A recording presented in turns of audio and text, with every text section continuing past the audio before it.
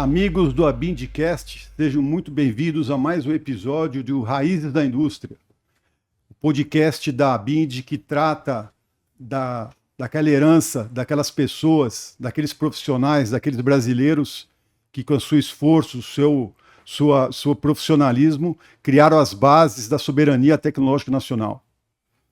Hoje o programa é muito especial, porque vamos falar de uma empresa que completa 40 anos esse ano, com uma trajetória profundamente ligada à inovação, à soberania tecnológica e ao desenvolvimento nacional. E tenho a satisfação e o prazer único de receber aqui Luiz Teixeira, que é o presidente do conselho da Abind e o CEO da IACIT. Luiz, muito obrigado pela sua presença, pelo seu tempo, para falar um pouco da sua empresa.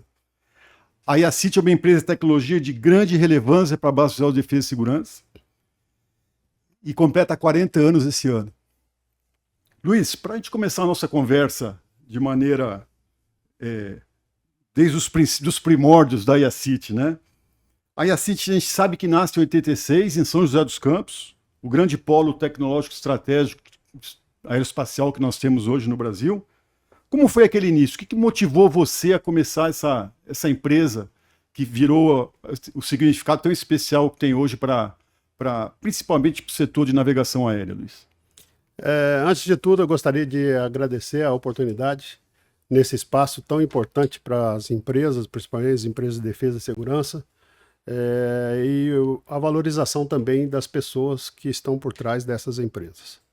Bom, para chegar até 1986 na fundação da IACIT, eu tenho que voltar um pouco antes, contar um pouquinho da minha história ali próximo, para dizer como é que surgiu a ideia de fundar a IACIT. Eu sou mineiro de Santa Rita, Sapucaí, fiz o curso técnico lá na Escola Técnica de Eletrônica, ET, em Santa Rita, e ao terminar o curso eu fui trabalhar no INPE, ainda como estagiário, no setor aeroespacial. Isso em 86, Luiz? Isso em 79. Final de 79, exatamente. 79. Exatamente. E fui trabalhar no desenvolvimento de uma sonda meteorológica.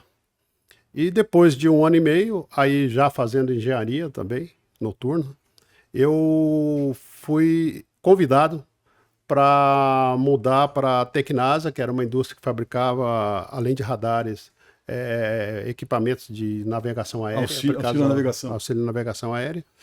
E havia um programa de nacionalização de equipamentos DME e VOR, que eram importados pela FAB da Thomson.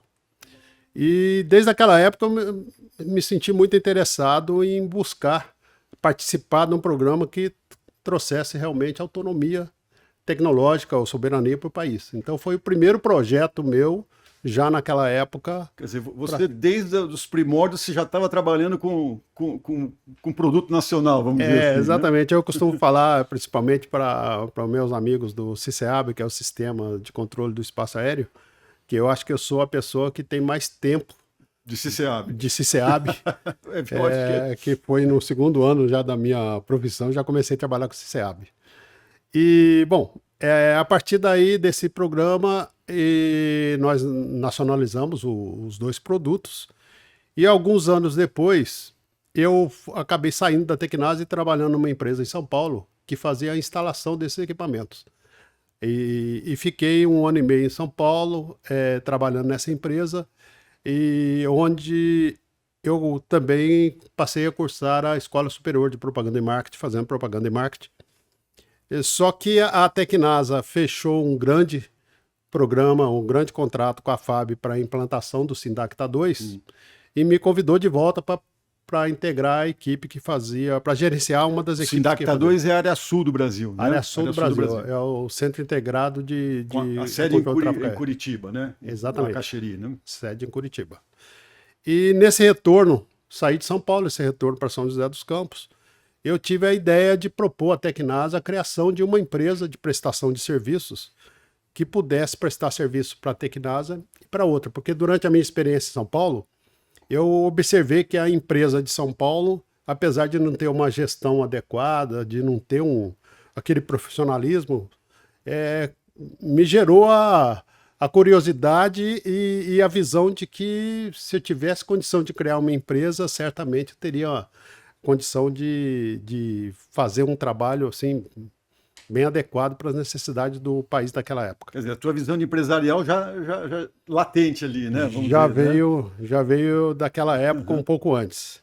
E eu propus à Tecnasa a criação da empresa, a Tecnasa aceitou, só que não foi nos moldes que eu queria. Quer dizer, eu comecei a empresa com 2% de participação societária naquela época.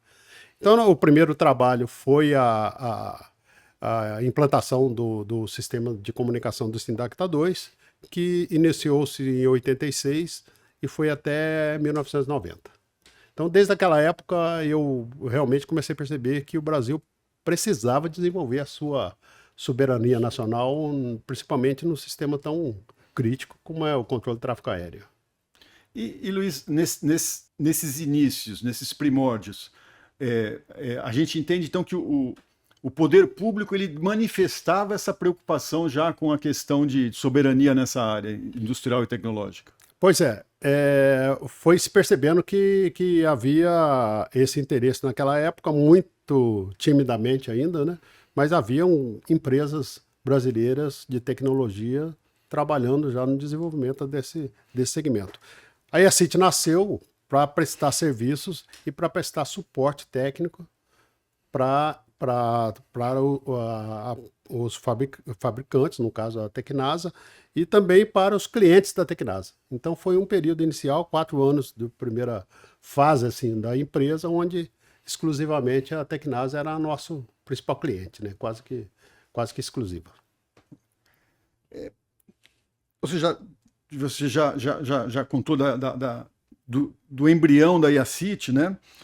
E no início a gente vê que a atuação era muito focada em serviços de engenharia para navegação aérea somente para a Tecnasa. Isso.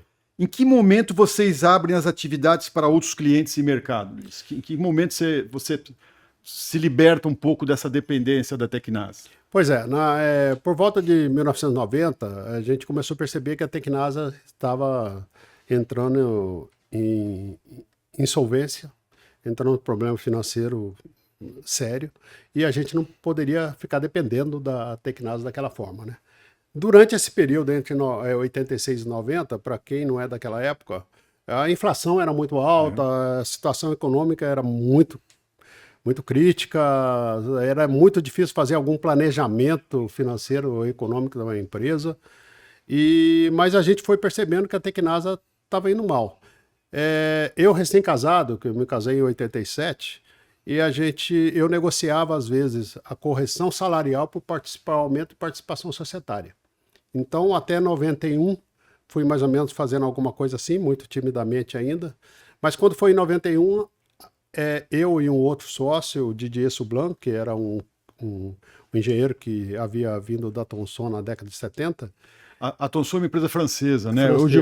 Hoje ela é a Thales, né? É a Thales, né? Para os nossos amigos do podcast, né? Exatamente. E aí eu e o Didier propusemos comprar a participação societária da Tecnasa. Então, cada um comprou 47,5%, né, completou 47,5%, e nós trouxemos um sócio, que era o primeiro engenheiro que entrou na empresa, que é o Jusemar Carlos Tessaro, que continua sócio até hoje, mas que topou comprar o desafio naquela época, em 1991. Então foi o primeiro. E a partir dali, a gente começou a procurar outros mercados, outros clientes. Então, os aeródromos estaduais, por exemplo, naquela época, deu muitas atividades novas para a empresa. Então, a gente fazia contratos, projetos turnkey, onde a gente instalava, fazia a obra civil e iluminava, por exemplo, os aeroportos. Fizemos mais de 40 aeroportos no Brasil naquela década, de 90 a 2000. E foi um start inicial naquele momento. Quer dizer, vocês ofereciam serviço de, como você falou, turnkey, infraestrutura, balizamento, toda a estrutura necessária para a operação do aeródromo, a IACIT nessa fase oferecia, era isso? Exatamente, a gente fazia o projeto, reunia os fornecedores, diversos fornecedores, e entregava o sistema operando. Exatamente. Operando. Esse foi uma primeira saída das atividades exclusivamente para a Tecnasa, né? A partir de 2008, a IACIT passa por uma transformação importante. Sim. Né? Você já adiantou para a gente, você vai contar para os nossos amigos do Abindcast, com a criação do Departamento de Pesquisa e Desenvolvimento. Né? A unidade Fabril e início do desenvolvimento de produtos próprios. Né? O que levou a decidir ampliar as atividades da empresa para o desenvolvimento e fabricação, Luiz? Que esse passo tão importante, né, para o futuro da empresa, né, em 2008? Perfeito. Bom, a história foi se criando, né, ao longo desse período. Quer dizer, em 91, quando a Tecnasa saiu, foi comprada pela Tectel, com a Aeroespacial. Tectel. São José dos Campos também, né? São José dos Campos também. Do grupo Texat. E nós continuamos também atendendo as demandas da Tectel e de outros clientes. Ampliamos a atuação. Inclusive a Tectel, que ela tinha contratos com a Força Aérea. Exatamente. Né? Contratos com a Força Aérea. Na época os 6 radares meteorológicos. Exatamente. Entregou alguns produtos para a Força Aérea. E nós ampliamos a atuação nesse período também para a área de telecomunicações. Então nós instalamos estações de comunicação via satélite, enlaces de rádio, que naquela época foi uma explosão de telecomunicações no Brasil naquela década. E a IACIT foi a primeira empresa, inclusive certificada pela Anatel, para fazer análise de interferência eletromagnética para estações versáteis. Então a gente começou a abrir um outro mercado sempre focado em serviços. Que é a época que começa a privatização dos serviços telefônicos, né? Explode, né, o mercado, né? Exatamente. Com celulares, né? Realmente. Então a gente instalava também estações radiobase para vários clientes, para várias operadoras. Para os operadores celulares. Operadores celular. TIM, Claro e outras aí.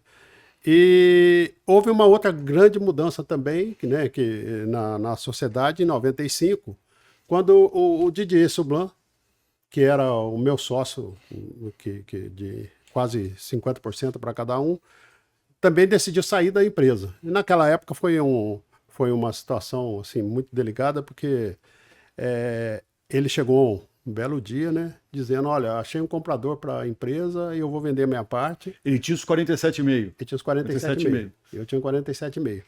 E o outro sócio restante, é isso, né? Os outros sócios restantes. Aí ele falou, olha, já estou fechando negócios, essa semana eu fecho, era uma segunda-feira, essa semana eu fecho, você precisa me dar uma posição, o que você quer fazer. Eu fui para casa, conversei com a minha esposa, a Eliana, falei, olha, a situação é essa, o que você sugere? Ela falou, vamos comprar a parte dele. Aí ela virou sua sócia. Aí ela virou sócia. Aí efetivamente nós assumimos o risco juntos. Então, a partir de final de 95, 96, nós adquirimos o 90%, ficamos com 90%, e o Jusemar, que era um dos sócios, ficou com mais 5%. A partir daí a gente começou, então, a conduzir a empresa e procurar algumas atividades, ou seja, colocar efetivamente a nossa estratégia de gestão, né, familiar ali no negócio.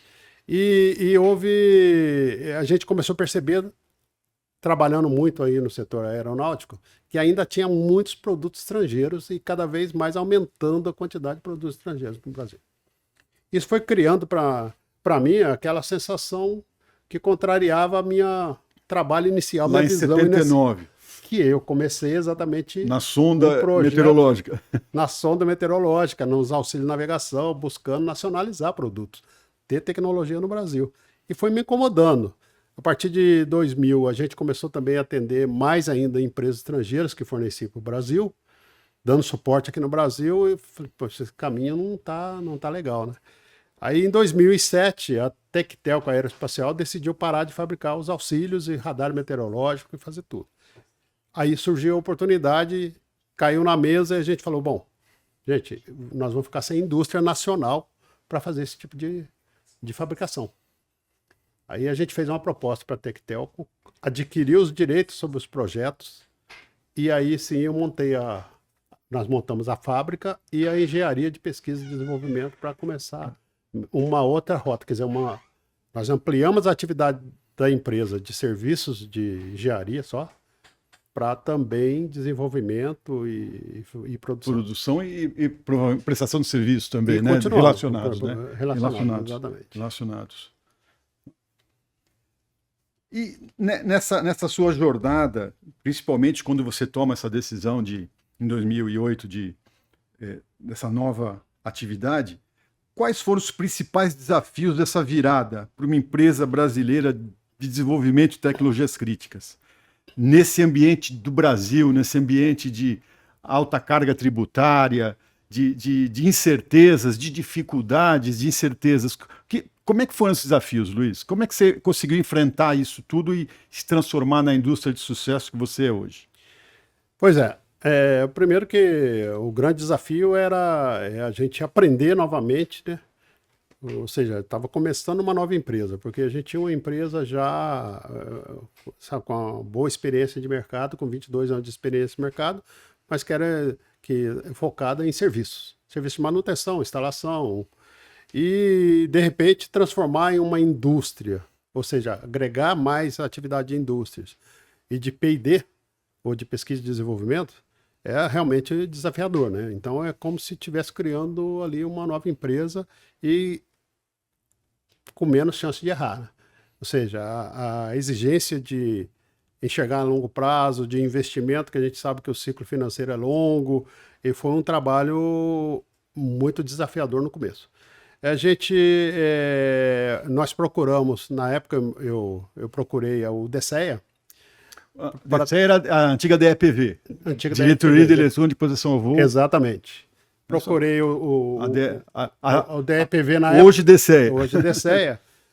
Para me apresentar a IACIT como uma empresa que pretendia substituir ou suceder a Tecnasa e Tectel, com que não deram certo no passado. E, obviamente, que havia uma desconfiança grande no mercado, como até hoje. Eu vou falar um pouco mais à frente sobre o desafio da indústria brasileira, né, que é exatamente enfrentar a desconfiança de várias vamos dizer, clientes, né, na capacidade da indústria brasileira, da engenharia brasileira. Mas negociando com o DCE, nós propusemos o seguinte: olha, a gente pode fazer um primeiro trabalho, a gente nacionaliza ou moderniza o radar, aqueles 6 radares, um dos 6 radares que vocês compraram lá da Tectel, que já está com mais 20 anos aí de utilização. Os radares meteorológicos.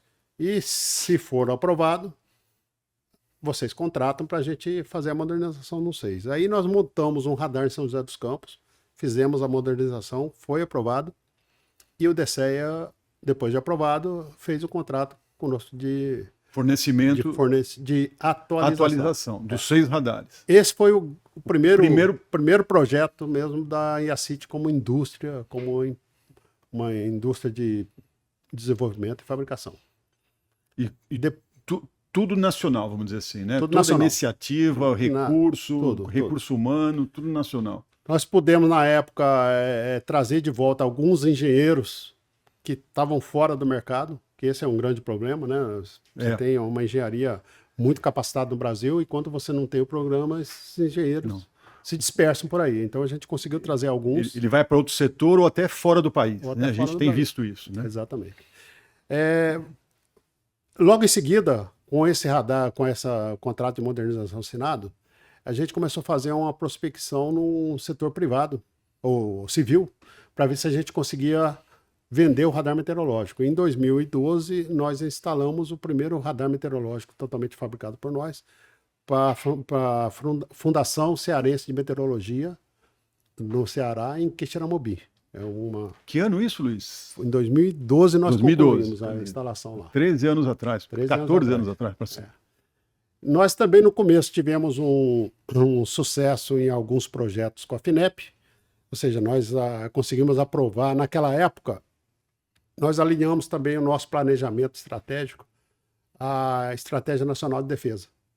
Então, a gente, estudando muito a Estratégia Nacional de Defesa, que foi, inclusive, desenvolvida na ocasião, o ministro era o Jobim, sentou muito com a BIND para a gente chegar numa nossos fundadores da BIND participaram ativamente dessa concepção da Estratégia Nacional de Defesa na parte da indústria e a própria Lei 12598 de 2012. Exatamente. Né? Então, nessa época, eu tive a oportunidade, já era associado à BIND, de acompanhar esse trabalho também.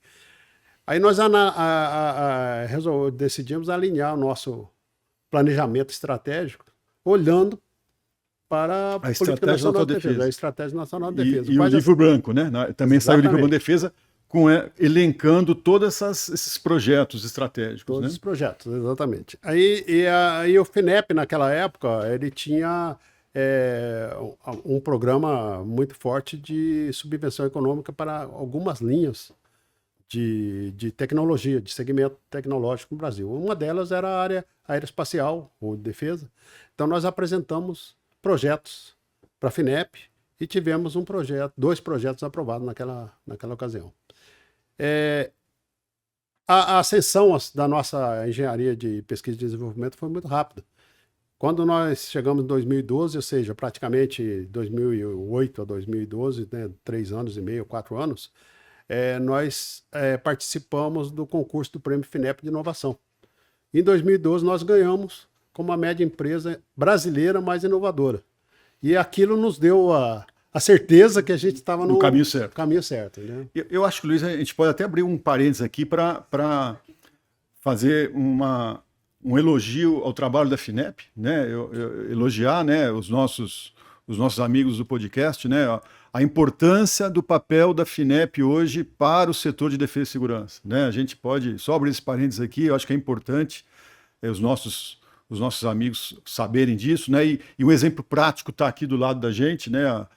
Se não fosse a FINEP, ele não teria esse produto, né, Luiz? Vamos dizer assim, né? Era só para esclarecer nessa questão da FINEP, que eu acho muito importante. Né? Eu acho importante também porque a gente tem falado aí de gente evidenciar a eficácia dos recursos públicos, né? Públicos. Onde vai esse recurso do contribuinte? Então, né? por exemplo, eu tenho 3 exemplos de projetos dentro da empresa que são assim de sucesso e que eu faço questão de colocar.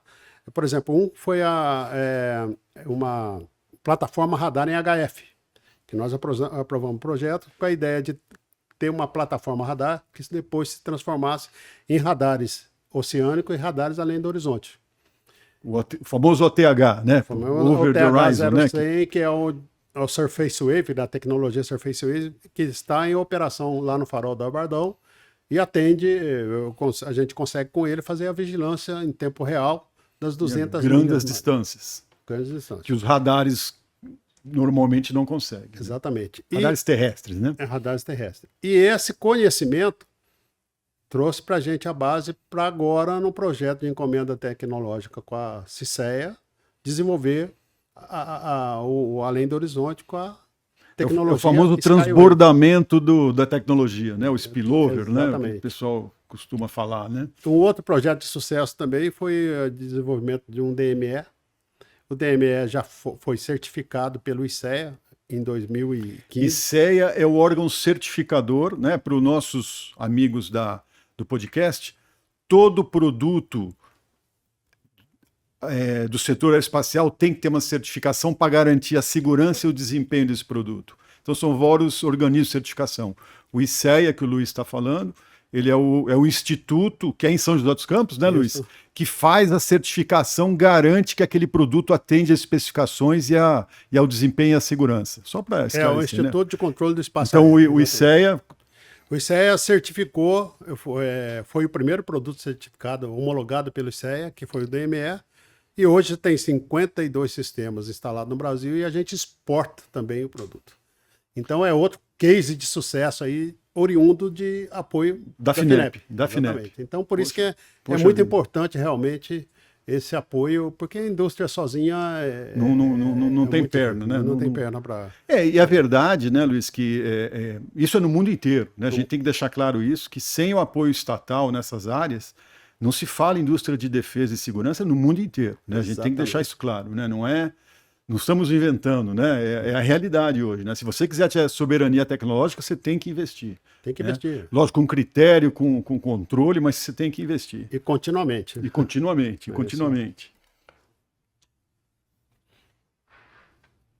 Luiz, ao longo desses 40 anos, a gente já está falando algumas etapas importantes aí, a gente sabe que houve marcos importantes na história da IACIT, né?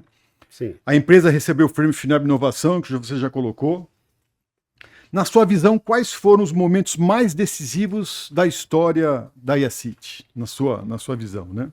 Bom, como eu já citei agora há pouco, foram as alterações societárias na década de 90, né? Primeiro a saída da Tecnasa, depois a saída do outro sócio, onde foi impactante porque, apesar de eu ter algum conhecimento técnico, mas o conhecimento de gestão, de governança, eu vim aprendendo de lá para cá, né? Então foi um desafio grande. A outra foi a mudança do nome. E assim, Mas você sempre está se atualizando, né, Luiz? A gente sabe, eu convivo já sei com um ano, mas sim, já conhecia você, mas nesse último ano a gente vê que você está sempre se reciclando, vamos dizer, né? Para aqueles novos empresários, né, que estão nos ouvindo, né? Você está sempre se reciclando, né, Luiz? fundamental. Você não se acomodou, vamos dizer assim, né? Não, eu acho que meu primeiro curso, por exemplo, de MBA foi em 1998, ou seja, de lá para cá eu tenho a formação pela Fundação Dom Cabral também de conselheiro, então eu tenho feito constantemente algum treinamento de alguma forma, né? Sempre capacitando cada vez mais e, na verdade, para acompanhar a evolução do mercado, tanto em tecnologia como também em governança, Gestão, né? Em gestão, Gestão. exatamente. Mas a Entender a reforma tributária, que é o- saber de conhecer orçamento público, né? essa- Que tem que conhecer um pouco, né? Um pouco da execução, um pouco das Tem, armadilhas, né? exatamente. É o desafiador, né? Eu acho que o grande desafio não aí é tenha exatamente dúvida disso. esse desafio tributário, né? A gente diz o seguinte, que a engenharia na empresa, acho que a engenharia tributária é tão complexa como a engenharia de P&D, né? Mas a segunda grande mudança também foi a mudança da marca, né? A IACIT nasceu como Intel, assessoria, consultoria e instalações técnicas. E a gente chegou a fazer o registro da marca no INPI, na categoria 39, que é de engenharia. Só que quando a empresa começou a atender também o mercado, dar suporte a empresas estrangeiras que vinham para o Brasil, a gente ouvia as perguntas da empresa estrangeira, né? Mas Intel, o que vocês têm a ver com a Intel Corporation? E aí Tá. começou De um conflito de come- mercadológico, vamos dizer assim. começou a incomodar aquilo, falar, olha, se a nossa empresa crescer mais, o problema vai aumentar lá na frente. Aí nós fizemos um trabalho para ver, bom, vamos achar um novo nome para Intel, né, para a empresa na época. Nós pegamos as iniciais de IACIT, assessoria, consultoria e instalações técnicas. E aí virou IACIT. Durante 2 anos nós trabalhamos com os dois nomes e depois abandonando, virou IACIT Soluções Tecnológicas. Isso foi também uma grande mudança, foi bastante impactante. A outra foi em 2008, 2009, ali onde a gente passou a ser fabricante. Eu acho que também foi muito importante essa virada.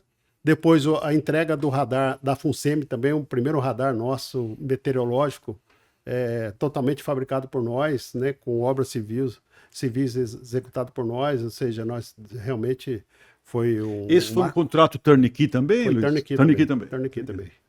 Depois o prêmio FINEP, que em 2012 também, importantíssimo, ano que, como eu disse, que deu a convicção de que a gente estava realmente num planejamento de inovação correto, né, de criação correta. Em 2013 também teve a certificação como, a classificação da IACIT como empresa estratégica de defesa. E também teve uma virada forte ali, porque naquela ocasião várias empresas estrangeiras estavam vindo para o Brasil com a intenção de participar dos grandes projetos que se anunciavam que ia ter naquela época. Cisfron, Cisgás, esses projetos todos. E nós fomos, assim como várias empresas brasileiras, foram procurados por várias empresas estrangeiras que tinham interesse em adquirir 40% de participação para participar dos projetos Transferir Tecnologia Brasil. E nós, diante das alternativas que tínhamos, decidimos fazer uma parceria com a Elta, que é uma empresa israelense, na época. E logo em seguida... Né? A Elta é uma empresa israelense muito específica na parte de radares, né? De radares, que né? é o nosso... Inclusive, a Força Aérea opera radares Elta em alguma de suas aeronaves. Exatamente. Né? A Força Aérea Brasileira. Né? Exatamente. Mas, na realidade, é o seguinte, nós tivemos um parceiro, um investidor holandês, que é Lardosa, que é uma empresa que pertence à Elta, e fizemos um acordo de cooperação tecnológica com a Elta. Acontece que, infelizmente, logo depois veio a crise financeira, impeachment, ou seja, os os grandes projetos não Os recursos aconteceram, minguaram. Entrou na roda a famosa incerteza orçamentária, né? Exatamente. O risco aumentou. Então, todo aquele plano inicial da parceria foi por água Quer abaixo. dizer, se a gente tivesse já uma certeza orçamentária para a defesa, esse problema teria sido resolvido, né? Exatamente. Mas a gente não desistiu. desistiu. Eu acho que essa parceria, principalmente com os israelenses, nos deu aí um ganho de governança muito forte. Ou seja, nós transformamos a empresa em sociedade anônima de capital fechado, como é até hoje, e nós temos auditorias recorrentes de 3 em 3 meses. Ou seja, tanto contábil como de processos. Isso aumentou muito o nosso nível de governança, né? Hoje, por exemplo, eu me sinto seguro como sócio majoritário de saber que a empresa tem um nível de governança bastante sustentável, bastante robusto. Isso dá para a gente a garantia de que a gente pode encarar projetos mais desafiadores, porque a gente sabe como lidar com ele. E mesmo porque, né, Luiz, a empresa fornece para muito órgão público e demanda isso, né, Luiz? Você tem que ter essa capacidade mesmo, né, Luiz, de responder aos órgãos de controle, né? Exatamente, a controladoria é muito forte, né? Os controles em geral são muito fortes. E tem que ser, né, Luiz? A gente sabe disso, tem que ser realmente. Exatamente. Mas principalmente a gente vê também em função das especificações técnicas, né? Isso também é outra atividade que você tem que ter uma governança para garantir que você atinja esses requisitos, né? Exatamente.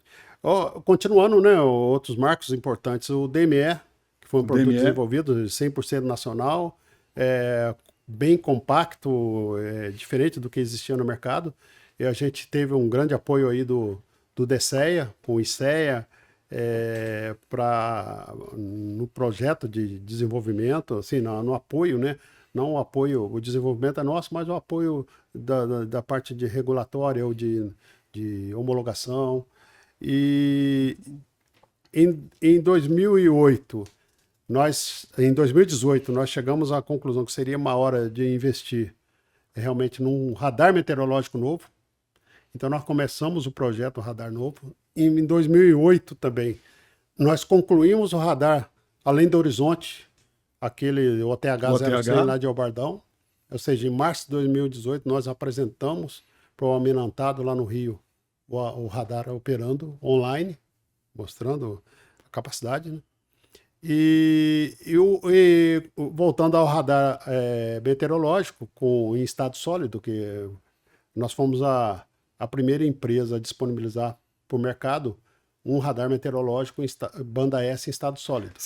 Você poderia explicar o estado sólido para alguns dos nossos... Sim, a tecnologia usada na maioria dos radares meteorológicos no mundo, da maioria dos fabricantes, são valvulados. Trabalham com válvula de grande potência e com isso ela reduz tem um problema de vida útil, por exemplo, se der problema na válvula, o radar fica inoperante. A nossa tecnologia trabalha com amplificadores de potência em estado sólido, que você pode, por exemplo, se um amplificador queimar, você trabalha em modo degradado e continua mantendo o radar operando. E são tecnologias que já funcionavam, radares militares, que a gente trouxe para o mercado meteorológico. Hoje as empresas perceberam que as concorrentes, principalmente estrangeiras, estão caminhando também para esse tipo de radares. E, Luiz, só explorando mais essa questão do radar meteorológico, foi um desenvolvimento clean sheet que a gente fala, né? Você partiu do zero até o produto final, né, Luiz? O que acontece? A sua equipe de engenharia sentou, né, desenhou e produziu, né, Luiz? Assim como nós fizemos com o DME, que já existia uma versão antiga do DME, a ideia foi o seguinte: olha, vamos fazer um produto novo que atenda os requisitos de mercado. Então, nós não podemos fazer não é atualizar ou modernizar o que existe, é fazer realmente um produto novo. Então, nossa equipe trabalhou nessa linha, né? Vamos pensar e desenvolver produto novo. No caso do radar meteorológico, a gente teve no meio a pandemia, que foi muito difícil passar o difícil pelos desafios tecnológicos e também pelo desafio financeiro, né? Pra você ter uma ideia, a gente desenvolveu com recursos próprios. Em 2018, a gente tomou um recurso financiado por banco, aos juros de 2%, mais spread, assim, mais... E com a pandemia, 2 anos depois, o juros estava 20% e Quer dizer, o planejamento quer dizer, de negócio... você desenvolveu o seu produto, quer dizer, a propriedade tecnológica, a propriedade industrial é toda sua desse Toda produto, nossa, né? toda nossa. O que nós temos é o seguinte, hoje não existe, até agora, né, fabricante no Brasil de antenas parabólicas daquele tamanho e também de radomes. Nós agora estamos nacionalizando esses itens também que na época, até então, a gente importa de fornecedores estrangeiros, né? Nós vamos produzir aqui no Brasil integralmente radome também e antena. O radome, para explicar, né, para os nossos amigos também, é aquela camada, aquele material que protege a antena das intempéries, né? Vamos dizer assim, né? Aumenta a vida útil, né? De vento, de chuva, de granizo, né? Então, então é um plus, né? Vamos dizer assim, para a instalação, né, Luiz? Sim. Luiz, ainda nessa linha, você já falou um pouco. A gente pode dizer que a gente vê a trajetória da IACIT também pode ser contada pelos produtos, né? Você já falou alguma coisa, né? Isso. O radar meteorológico RMT-0200, você estava comentando, coloca o Brasil entre poucos países que dominam radares meteorológicos com essa tecnologia. O que esse projeto representa para a empresa e para o país? Né? No final das contas, você já explicou um pouco do desenvolvimento, mas qual foi a grande benefício para a indústria brasileira esse radar? Né? Eu acho que tem um impacto grande. Quando a gente começou a recuperar esse conhecimento sobre radares meteorológicos no Brasil, havia uma desconfiança, né, no mercado, tanto civil como militar, sobre a capacidade do Brasil realmente de ter radares meteorológicos. E nós decidimos ocupar ou recuperar esse domínio tecnológico. E o grande desafio inicialmente foi convencer primeiro os clientes militares de que a gente tinha capacidade para isso, trazer aquela engenharia de volta. Quando eu digo de engenharia, não é só engenharia de radar de RF, tem software, tem processamento, tem várias coisas ali dentro do radar, várias disciplinas que tem que ser dominadas.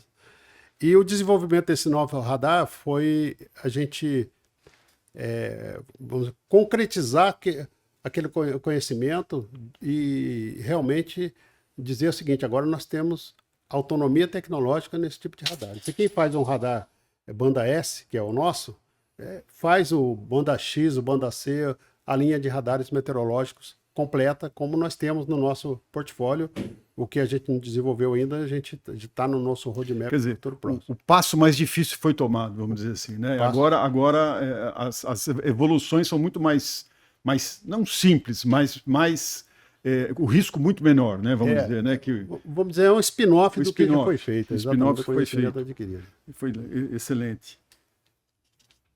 Além do radar, e a gente sabe, a questão do radar meteorológico hoje é um tema pulsante na sociedade, né? A gente está falando, mas tem aplicação, logicamente, para o setor de defesa, para o setor espacial, mas hoje a questão meteorológica, ela virou todo mundo quer saber se vai chover, se leva o guarda-chuva, se vai alagar. Hoje mesmo a gente recebe no celular, né? Recebe os avisos, né? Ó, sua hora... E a gente sabe da importância do radar meteorológico para os nossos meteorologistas terem capacidade de fazer essas previsões, né? Logicamente que o ecossistema, computadores mais avançados. Nessa linha, o que a IACIT oferece além dos radares em termos de serviço de meteorologia? Tá. Além dos radares, de produção dos radares, nós fazemos a manutenção também para os radares. Hoje, por exemplo, nós fazemos manutenção para o CEMADEM, para a FAB, dos outros radares que não. A FAB está com quantos radares meteorológicos hoje? São 17 radares. 17 radares? 17 radares. Nós estamos no território nacional inteiro, né? O território nacional. Estamos instalando mais 5, vai para 22 e tem um plano de... Você lembra de onde esses mais 5, onde vão ser instalados? Belém, que já foi, Rio Branco, Vilhena, Chapada dos Guimarães e Cachimbo. São esse pacote agora dos 5. E nós setor norte, né? Vamos dizer assim, né? Nós assinamos um contrato agora para fornecer mais 7, que vão substituir aqueles 6 antigos que foram modernizados já há 15 anos atrás, há 12 anos atrás. e mais um a ser instalado em Alcântara. Em Alcântara. Então... Já apoiando também as atividades espaciais da base de Alcântara. Exatamente, isso aí. Além do radar em si, a gente desenvolve também software ou aplicações de software para o mercado, tanto de controle do espaço aéreo como no mercado civil também. Então, controle do espaço aéreo, por exemplo, a ESIT desenvolveu o sistema de meteorologia da FAB, que hoje é utilizado no controle do... Por exemplo, eu vou fazer um plano de voo. Isso. O piloto quer consultar as informações meteorológicas, saber como é que está a meteorologia no destino, na rota. Ele entra no redmet.aero.mil.br. É esse serviço que você... Tem um sistema modernizado agora, que é o SISMET. O SISMET. O SISMET, ele tem uma integração, nós desenvolvemos a integração de todos os sensores, ou seja, estações meteorológicas, sistema satelital, detecção de raios e mais a... Quer dizer, toda essa informação hoje está, para os usuários, está na ponta do dedo, vamos dizer assim. Está na ponta do dedo, está disponível para o controle do tráfego aéreo. Então, por exemplo, e como tem a inteligência artificial já implementada também, então, por exemplo, o controlador de tráfego aéreo tem como prever, num futuro próximo, algumas horas antes, que em determinado espaço vai ter ali uma tempestade. O exemplo, ontem choveu forte aqui em São Paulo, fechou Congonhas. Então, o nosso controlador, o tráfego aqui é muito intenso, né? Ele tem condição de ver a meteorologia, a possibilidade de fechar, ele já faz o seu planejamento para economizar combustível, né? Otimizar o tráfego aéreo, vamos dizer assim, né? Tanto é que a gente vê que a navegação aérea anda melhorando muito o desempenho, né? Segurança. Também a meteorologia contribui muito para isso. Luiz, a gente estava falando aí dos radares meteorológicos, mas outro exemplo é o radar além do horizonte. Isso. O famoso OTH, né? Que amplia a capacidade de vigilância marítima e costeira do Brasil. Como foi o desafio desenvolver uma tecnologia tão sensível e estratégica? Então, como eu disse, a gente começou já com o planejamento quando a gente obteve apoio da FINEP, de parte do recurso para desenvolver a plataforma radar em HF. Que o HF é uma frequência que esses radares, que proporciona a esses radares operar, né? Os radares além do horizonte operam em HF.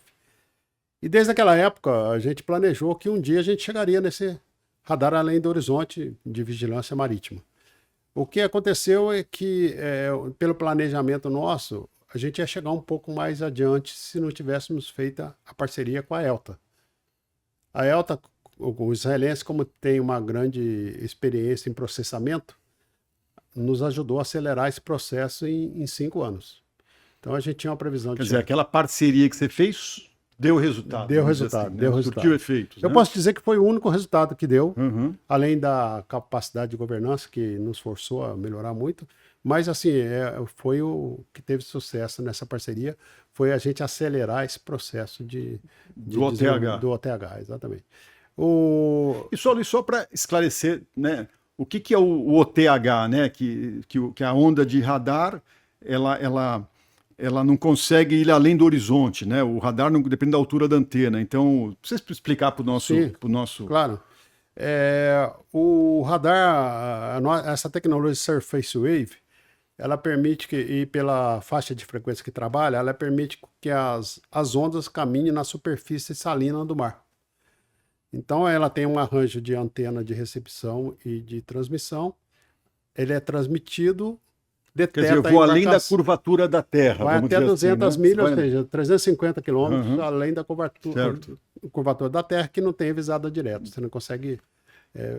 Quer dizer, em termos de vigilância marítima, eu consigo plotar alvos de superfície, né, navais, né, com uma antecedência. Né? Exatamente. Você consegue detectar a embarcação entrando no nosso território, nas 200 milhas marítimas. Né? Então, de novo, novamente, o sistema está em operação desde 2018. Infelizmente, a solução não entrou ainda no projeto Cisgás por falta de recursos da Marinha. Mas está originalmente no projeto, né? Vamos dizer assim, né? O OTH ele consta na concepção operacional, ele consta como uma capacidade. Como uma capacidade. É uma solução muito adequada para esse tipo de vigilância, né? Então, ele consta como parte da solução. Quer dizer, mais uma capacidade estratégica para a Marinha do Brasil. Estratégia para a Marinha do Brasil, exatamente. Luiz, ainda na questão de produtos, hoje a gente vê aí a coqueluche por drones, né? Então, os episódios aí, principalmente da guerra, o conflito na Ucrânia, ele tem demonstrado aí a criatividade com o uso do drone, né? Drones de mercado, né? E, logicamente, essa ameaça tem que gera uma contra-ameaça, né? Então, um dos produtos que a gente sabe que a IACIT também desenvolveu e está oferecendo é o drone blocker. Você podia falar um pouco do desenvolvimento, aonde foi utilizado, que operações foram utilizadas, quem está utilizando essa capacidade hoje? Posso sim. Bom, aqui eu gostaria de fazer até uma deferência aí ao general Carlos Roberto, falecido, mas que na época estava comandando o Secongex. Ele nos procurou um ano antes dos Jogos Olímpicos, dizendo que tinha necessidade de um sistema para proteger os jogos com relação a drones. E levou esse desafio até nós, lá em São José dos Campos. E eu digo isso porque era muito raro, né? Ainda hoje acontece com mais frequência, mas no passado, por exemplo, de alguém acreditar que a engenharia brasileira, que a empresa brasileira poderia desenvolver uma solução que naquela época era novidade. Não existia. Então nós desenvolvemos o drone blocker em 2015. Em 2016 foi usado com muito sucesso nos Jogos Olímpicos. Inclusive tem registro de que na abertura dos Jogos no Maracanã foram bloqueados 122 drones naquele evento utilizando nossa solução. E até hoje o Exército utiliza, né, o GSI utiliza a nossa solução e a gente continua fornecendo e evoluindo o produto aos poucos, né? Esse ano mesmo nós estamos entregando mais 10 unidades para o Exército. Então, nós somos também pioneiros nessa tecnologia. No Brasil? No Brasil, porque naquela época não se falava em bloqueio de drones. Não, tinha muito pouco 2015, drones. Né? 2015 não, exatamente. Então é um produto que hoje, né, é fundamental que continue operando cada vez mais, né? Hoje e Luiz, só voltando, você falou desenvolvimento, você desenvolveu com recursos próprios. Com recursos próprios. Houve a demanda, vamos dizer assim, né, de um agente público, né? Mas quem custeou esse desenvolvimento foi conta e risco da sua empresa, é isso? Foi conta e risco porque a proposta dele era o seguinte: se funcionar, se tiver eficácia, eu compro. Se não tiver, eu vou comprar de fora, porque e a gente conseguiu fazer, mas assim, assumimos o risco de, quem sabe, não chegar na solução, né? Mas se não fosse a demanda do Exército, vamos dizer assim, né? E o apoio posterior, você também não teria conseguido, né? Também não teria. Assim, né? Então, o Exército fez um papel importante para te indicar uma necessidade, Exatamente. Né? De qualquer forma, a gente continua evoluindo nesse tipo de solução, né? Hoje, a gente está desenvolvendo um sistema de sensoramento, de vigilância do espaço urbano para detectar veículos não tripulados, né? Drones e outros veículos, com apoio, inclusive, da FINEP novamente, ou seja, nesse caso é um projeto. De novo a FINEP, ajudando naquele passo inicial, da pesquisa básica, do desenvolvimento para criar um produto, né? Criar uma solução que vá no futuro próximo, num período, por exemplo, num perímetro, uma área urbana, como é São Paulo, por exemplo. Você tem um sistema que ele monitora o espaço aéreo de se o drone está voando, se está autorizado ou não está autorizado. Eu acho isso também que vale a pena a gente esclarecer para os nossos amigos do podcast, do Abindcast, que a FINEP ela faz uma avaliação desses projetos, ela conversa com o Ministério da Defesa, ela conversa com as forças, né, e avalia esses projetos, né, para um mínimo de viabilidade, né, tecnológica, né? Então deixa claro também, né, que a FINEP ela faz uma avaliação criteriosa e coordenada, né, para liberar esses recursos. Tanto é que nesse projeto nós temos parceiros com o ITA, o Senai Cimatec da Bahia, o DCEA, através do ICEA, lá do Instituto de Controle do Espaço Aéreo, Então são várias Parceiros de peso. e mais outras duas empresas, que é a Ocelot e a Cypher, que também trabalham com a gente nessa solução. São duas associadas Duas da Bint? associadas, exatamente. Então, ou seja, tem um arranjo entre empresas e entre o governo e entre ICTs que geram um arrasto tecnológico aí fantástico. Muito grande. Fantástico. Mas aí depois precisa do recurso para contratar. Para contratar, né? exatamente. E a gente Esse é sempre o precisa desafio aí. Dessa certeza orçamentária, né? Um Exatamente. mínimo de uma certeza orçamentária para manter a nossa base. Senão a gente vai perder todo esse conhecimento. Luiz, e o recurso humano? Quando a gente fala em recurso humano, Luiz, eu trabalho com você já há um ano aqui na Bint, eu vejo a preocupação sua com o recurso humano, bem-estar do recurso humano, a questão de capacitação, né? Quando a gente fala em tecnologia, a gente sabe que as empresas são feitas de pessoas, né? Você já falou isso no início aqui, essa importância. Como é que a cultura da IACIT ajudou a atravessar momentos difíceis e sustentar o crescimento ao longo do tempo? Essa preocupação com o recurso humano. Primeiro que é o seguinte, a gente sempre teve, desde o início da empresa, a gente sempre considerou que o principal ativo da empresa é o recurso humano, né? São as pessoas. Então, por exemplo, eu acho que não é mais que obrigação, mas a gente tem orgulho de dizer que em 40 anos de empresa nós nunca atrasamos salário, por exemplo. Inclusive na pandemia, quando a lei proporcionou a redução de salários em função daquela situação, nós mantivemos a prioridade de salário integral aos nossos funcionários. Segundo, a gente valoriza muito a evolução, o diálogo, a transparência e a evolução interna. Por exemplo, hoje nós temos 3 diretores na empresa que são de carreira. De carreira da IACIT. Carreira da IACIT. E outra coisa, outra valorização também, nós temos 6 diretores na empresa, 3 são mulheres. Então a diversidade também que é valorizada. E uma coisa que eu sempre falo em todas as oportunidades que eu tenho, nas minhas reuniões internas, é que sejam felizes na empresa, porque se não for feliz é melhor, a vida passa muito rápido, né? É melhor a pessoa procurar alguma coisa que se sinta bem fazendo e não, assim, gastando lá 8 horas ou 9 horas do seu tempo por dia trabalhando numa coisa ou num ambiente que não goste, né? Então, a gente tem conseguido aí algum sucesso. Claro que eu acho que o principal desafio é exatamente o motivador, são os desafios com novos projetos, a inovação, isso aí que eu acho que mantém a motivação do nosso grupo de funcionários. E já agora um pouco mais na área institucional, né? Você é o presidente da associação, tem 40 anos na área, conhece profundamente as dificuldades, né? Os atores. A gente sabe que a CIT ela tem esse propósito de contribuir para a autonomia tecnológica nacional. Você falou desde o início, seu primórdio profissional, né? Na sua avaliação, qual é o papel real das empresas nacionais nesse esforço de soberania, especialmente no setor de defesa, controle de espaço aéreo e segurança? Pois eu acho que evidentemente que as empresas, por elas só, não conseguem atingir o objetivo sozinho, né? Eu acho que há necessidade de um alinhamento entre os atores, né, do mercado, como o governo principalmente, e os institutos de ciência e tecnologia e as empresas para alinhar, mas olhando para a estratégia das tecnologias críticas do país.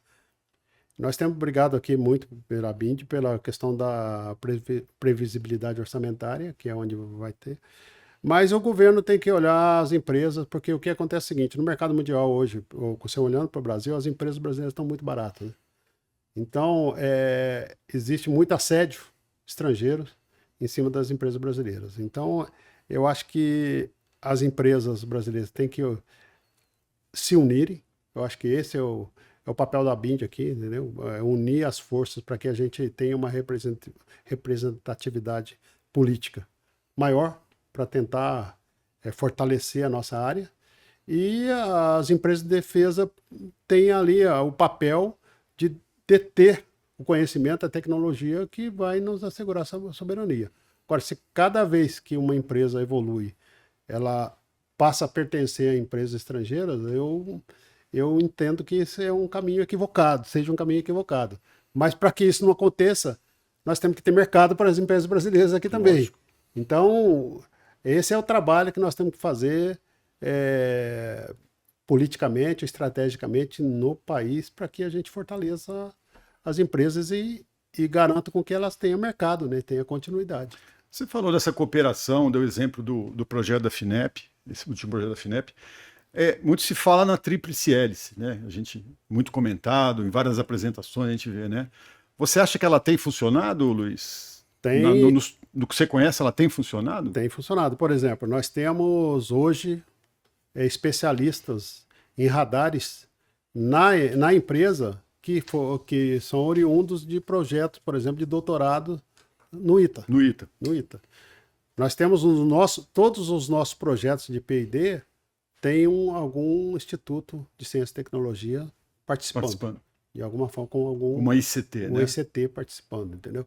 Eu acho que essa conexão é fundamental porque nós temos o conhecimento acadêmico e cada vez mais também que eu senti que nos últimos anos essa pesquisa acadêmica tem sido mais aplicada do que era antes. Ou seja, hoje se desenvolve um trabalho realmente olhando para a aplicação de médio e curto prazo, inclusive, e não aqueles projetos teóricos que nunca... Você tem hoje dissertações de mestrado e teses de doutorado que tem um objetivo específico para o setor, né? Exatamente, é isso, né? Isso. Por exemplo, na parte de meteorologia, nós temos lá hoje alguns doutores em meteorologia na empresa, que vieram de vários órgãos, mas é o que eles estão conseguindo trazer, é o conhecimento teórico ali, e a gente transformando aquilo num produto prático. É encantador para eles. É impressionante quando a gente traz uma pessoa dessa. A pessoa tem uma ideia que vira realidade. Que vira realidade, assim. Deve ser em termos pessoais mesmo, né? Pessoais. Eu dei uma sugestão e foi aceita e virou produto, né? E tem uma utilidade, né? Exatamente. Luiz, a gente falou aqui da IACIT na área de meteorologia, vigilância marítima, parte de navegação aérea e passando pela inteligência agora, né? Você falou. E sistemas críticos.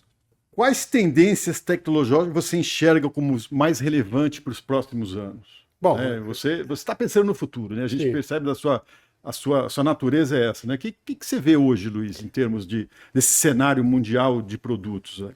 Bom, eu acho que primeiro é o seguinte, eu acho que a IA realmente tem que ser parte integrante dos produtos, né? A conectividade também e a parte de cibersegurança, né? Acho que são coisas assim que tem que estar integrado e a velocidade de sensoramento, ou seja, os dados têm que chegar rapidamente, tem que ser analisados rapidamente, com segurança, proporcional ao tomador de decisão. A inteligência artificial passa a ter um papel preponderante nessa análise desses dados hoje, né? Passa a ter. Não só, como eu disse agora há pouco, né? Por exemplo, a nossa solução de meteorologia para o controle do tráfego aéreo já tem uma inteligência para proporcionar uma projeção do que vai acontecer no futuro próximo. Então, eu acho que os outros, por exemplo, nós temos nosso Vintra, o nosso Vintra é o software de comando e controle do radar além do horizonte do TH-0100. Uhum. Ele já tem ali por exemplo, uma situação de alarme para movimentos de embarcações suspeitos. Por exemplo, se uma embarcação está ficando muito tempo no local ali, está rodando ou tem muita proximidade com outra, ele já gera um alarme dizendo, olha, provavelmente isso aqui seja algum transbordo de carga, uma pescaria irregular, alguma coisa assim. Ou até prefeito de emergências também, né? De salvamento, né? Busca e salvamento também, né? Exatamente. Isso. Então, eu acho que essas são as tendências que não podem ficar de fora. A gente tem que pensar muito nisso nos próximos anos. E, Luiz, olhando para o futuro, né? O que você considera para que empresas brasileiras continuem inovando em um setor que exige investimentos contínuos e visão de longo prazo? Então, a primeira é a seguinte, a disponibilidade, como você falou, do apoio dos programas aí do MCTI, que tem anunciado programas muito bons, que tem que apoiar, inclusive, a área de defesa. A questão da previsibilidade orçamentária é fundamental. E nós temos um desafio tributário, né? Hoje não é assim, a gente vê que agora, de 2025 para cá, quantas empresas estão trocando o Brasil pelo Paraguai. É uma realidade. Inclusive, tem uma realidade nossa. Por exemplo, nós precisamos vender radar meteorológico e o estado de São Paulo precisa cobrar radar meteorológico. Só que nós não temos competitividade aqui no estado de São Paulo para competir com empresas estrangeiras.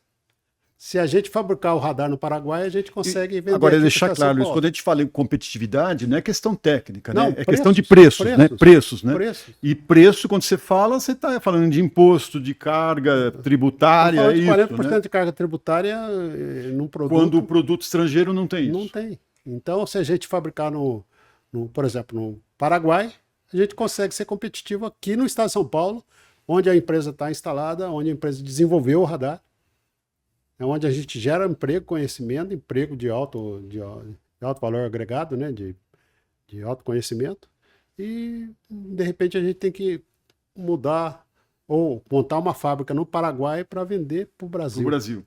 Entendeu? Sendo que é um produto desenvolvido no Brasil por brasileiros para o Brasil. Exatamente. Então, esse eu acho que é um grande desafio para a indústria brasileira, entendeu? E agora o grande desafio é entender a reforma tributária, né? Eu acho que é outro fato que pode ser desencorajador para os empresários, né? Para os empreendedores brasileiros. Luiz, agora falando um pouco dos 40 anos, né? A gente falou bastante aqui da sua história, mas chegar aos 40 é um marco importante para qualquer empresa, né? E ainda mais no setor de defesa e segurança, né? O que essa data representa pessoalmente e profissionalmente para você? Para você, para sua família, né? Sim. Olha, para mim, assim, primeiro, né, um orgulho muito grande de ter escolhido um segmento de trabalho, um setor de trabalho, setor de atividades que me encanta muito. Tecnologia na área de controle do tráfego aéreo, de defesa, meteorologia. E ver que desde o começo, né, quando a gente sonha com isso, a gente tem que ter muita perseverança, porque mas em nenhum momento passou pela minha cabeça de desistir de alguma coisa. Mas, assim, quando eu volto para a história e vejo, assim, um sujeito, um moleque nascido lá no interior de Minas Gerais, lá em Santa Rita, no sítio, lá na roça. Depois teve a oportunidade de estudar, saiu de casa com 7 anos de idade para estudar, para chegar até aqui. Isso me dá a sensação, primeiro, pessoalmente, de um compromisso, assim, de missão cumprida, vamos dizer assim. E a parte profissional, eu acho que, de alguma forma, eu tenho contribuído para que o Brasil seja um país melhor, de alguma forma, né? Então, o que me traz de sentimento nesses 40 anos é exatamente essa conquista, né, de trabalhar com seriedade, com valores sólidos e chegar até aqui, assim, com uma empresa que está em fase de crescimento, gerando tecnologia, gerando valores para o Brasil. E, pessoalmente, minha família, a gente está junto, né? Minha esposa, minha sócia, trabalha comigo há 39 anos e a gente está muito satisfeito com o que a gente criou até agora. Luiz, eu lembro, saindo um pouco do script, você me contando na sua cidade. A cidade do Luiz é do sul de Minas, né? Acho que a maioria deve conhecer, mas é do sul de Minas, né, Luiz? Sim. E você me contou uma história da iniciativa de uma senhora da cidade que doou o seu tempo e o seu recurso para criar uma estrutura de ensino. Você podia falar um pouco? Porque eu acho importante, né? Que faz parte da sua história, né? Do seu começo, né? Essa iniciativa que não tem nada a ver com defesa, segurança, mas são desses brasileiros que fazem a diferença para o nosso país, né? E fez. Assim, eu devo muito, né? Eu acho que o Brasil, na área de tecnologia, deve muito a essa senhora. Ela se chama Luzia Renault Moreira, nasceu em família rica, em Santa Rita do Sapucaí, era sobrinha do presidente Delfim Moreira. E naquela ocasião... Presidente Delfim Moreira do Brasil, né? Do Brasil. Né? Foi presidente do Brasil. Né? República do Café com Leite. Exatamente. Né? Naquela época, ela ainda jovem, se casou com um embaixador e viajou pelo mundo. E quando ela voltou para cá, ela tinha visitado o Japão e estava encantado com o que o Japão já começava a fazer nessa área de eletrônica. Isso em que ano, Luiz? Isso foi 1940.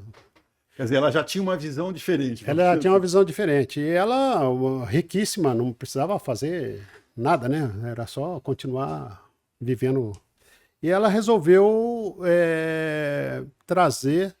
Eu falo, olha, nós temos que mudar esse país. Daqui a pouco a eletrônica vai dominar o mundo e o Brasil não tem nada, não está olhando para isso. A América Latina não está olhando para isso.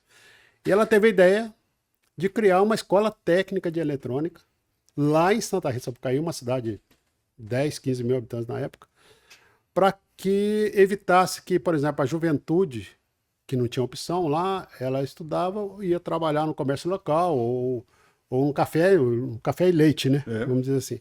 A República do Café com Leite. Né? E ela foi para Brasília, teve autorização, né? Fez um trabalho político, autorização para montar a escola, trouxe os jesuítas para fazer a gestão da escola, e a escola foi fundada, então, em 1958, onde ela bancou, doou terreno, fez a construção da escola. Depois ela criou, naquela época, já as casas populares para vender para as pessoas que não queriam sair de Santa Rita, para gerar ali uma comunidade local que fosse crescendo. Ou seja, ela foi uma pessoa muito disruptiva para a época, que poucas pessoas no mundo hoje a gente vê, por exemplo, quando fala de Steve Jobs, ela realmente, Bill Gates, na época a visão dela era fantástica. Fantástica então, mesmo. Conseguiu, ela faleceu em 1963, mas deixou assim um legado.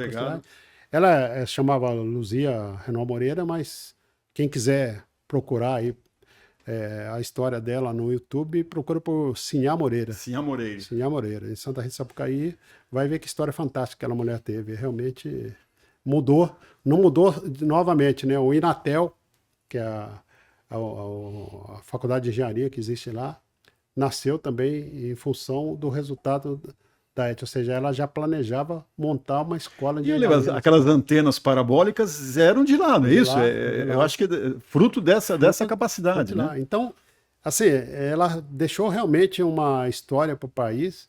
Ela, durante a formação da primeira turma, ela pegava os alunos, fazia uma excursão, levava, por exemplo, para o Rio de Janeiro, para São Paulo, para conhecer as empresas que fabricavam eletrônica, para mostrar o que era eletrônica na prática, como é que se fabricava. Assim, E hoje, sinceramente, eu acho que eu cheguei até onde cheguei, porque eu tive a oportunidade da Sinhá Moreira ter criado na minha cidade, porque eu não tinha só a visão, ela teve a visão e colocou a mão na massa, vamos dizer assim. Né? Ela proporcionava, por exemplo, bolsa de estudo para os estudantes que não tinham condição de pagar. Então, por exemplo, meu caso, foi antes e depois, mas eu estudei com 75% de bolsas que eu tinha, tipo um Fiesc, que pagava depois, né? Eu paguei depois de formado, mas ela fazia isso desde o começo. Você que não tem condição de pagar, não tem problema, estuda, depois você restitui, se puder,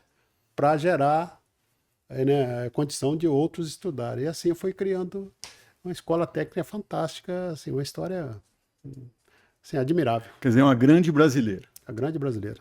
Poucas pessoas... Essa é daquelas pessoas que a gente não conhece, mas o legado... Fantástico, né? Isso aí eu acho que quem trabalha na área de tecnologia no Brasil precisava conhecer a história dessa... Quer dizer, então... A IACIT tem muito da Sinhá Moreira, vamos dizer assim, do trabalho da Sinhá Moreira. Tanto é que eu tenho lá na IACIT vários técnicos que vieram de lá. Poxa vida. Muito legal. A gente falou dos 40 anos esse ano, né? Sim. Como é que você está pensando em celebrar essa data? Né? Vai a aviação, você está planejando iniciativa, alguma ação específica? O que vocês estão pensando em fazer para celebrar essa data tão importante? Eu acho que é uma data muito importante. Nós vamos fazer alguns eventos no decorrer do ano, evidentemente, né? O aniversário da IACIT é maio, então em maio a gente vai fazer uma celebração, mas ao longo do ano a gente vai gerar alguns conteúdos para contar um pouco a história da IACIT. Então nós vamos criar alguns vídeos e vamos contar a história da IACIT em alguns capítulos até o final do ano. E no final do ano a gente vai celebrar o fechamento com um coquetel lá na BID Brasil. onde nós vamos falar, ó, fechamos o ano e agradecer a tudo que o destino, né? E Deus nos proporcionou aí ao longo desses anos. A BID Brasil, que ele está falando, é a Mostra BID, né? Mostra Promovida BID. pela BID, com apoio da Apex. A gente vai fazer em final de novembro, né? Deste ano. Final de novembro, exatamente. Em Brasília, né? Final de novembro em Brasília. Luiz, esses 40 anos, é uma chegada ou é uma nova partida? Nova partida. Eu acho que é um pit stop aqui. E a gente já tem planos aí para ir mais longe. Então, eu estou aí com muita energia, muita motivação para novas conquistas aí. Vamos navegar muito ainda e ajudar esse país aí a trazer e dominar as tecnologias que são estratégicas e críticas para principalmente o setor de defesa e segurança. Luiz, eu queria, em nome da BIND, da equipe da BIND, dos nossos amigos do podcast, agradecer sua presença. Foi muito interessante.